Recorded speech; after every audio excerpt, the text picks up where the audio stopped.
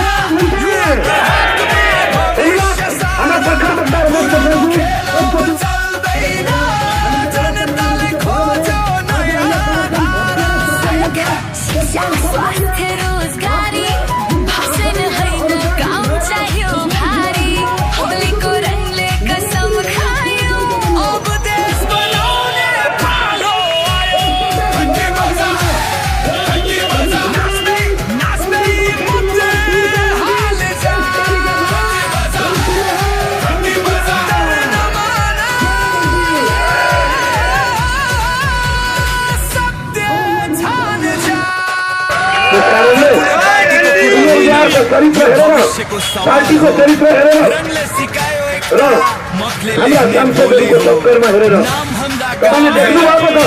हाम्रा सांसदहरूले 27 जना हुँदा संसदमा प्रतिनिधित्व बनाए, 27 फुटाको खेती गरे भने 151 फुटा राष्ट्रपाले के गर्न भनेर परीक्षणका लागि यसपटक तपाईँले राष्ट्रपालाई मतदान गर्नुपर्नेछ। एउटा महानगरको मेयर हुँदा 35वटा पालिकालाई एम्बुलेन्स दिन सक्ने, 20,000 विद्यार्थीलाई छात्रवृत्ति दिन सक्ने बालनले प्रधानमन्त्री हुँदा यो देशको शिक्षा र स्वास्थ्य नीति कस्तो होला भनेर राज्यपाललाई मतदान गर्नुपर्नेछ। 4 महिना गृहमन्त्री हुँदा सिमानाको राजस्व 30% बढाउने, चेतन झा, कृष्णबहादुर महरा, सुपेश सिंह जस्ता अभियुक्त समाउने र 25वटा काण्डको 25वटा भ्रष्टाचारका काण्डको फाइल खोल्ने घोषणा गर्ने, बाका भाइजूका दाजुका सबैका काण्डहरूको फाइल खोल्ने घोषणा गर्दाखेरि हाम्रो पार्टी सभापतिले दुःख पाएको उनमाथि छुट्टा मुद्दा लान्छनाहरू लगाइएको तपाईँलाई थाहा छ। त्यति बेला त्यत्रा ठुलो मुद्दा लगाउँदा त्यतिका समय जिल्लाका जिल्ला अदालतका अदालत दौडाउँदा पनि बाघलाई खोरमा थुनेर स्याउ हुँदैन भन्ने रविला निशानाले आफ्नै हातमा 2/3 बहुमतको कलम पाउँदा यो देशमा कस्तो लोक कल्याणकारी राज्य स्थापना होला। हामीले सपना देखेका छौँ आमाबुवा दाजुभाइ दिदीबहिनीहरू।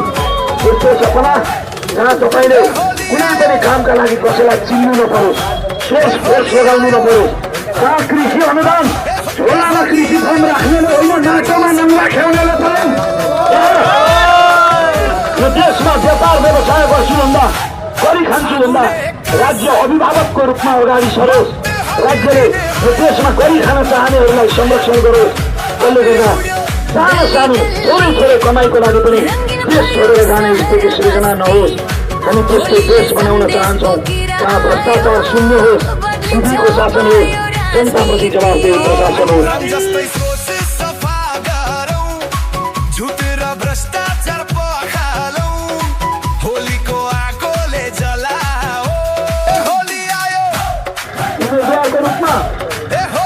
उम्मेदवारको रूपमा हामीले ज्ञानेन्द्र महतो जस्तो एउटा असाध्य दिग्गज पत्रकारितामा सधैँ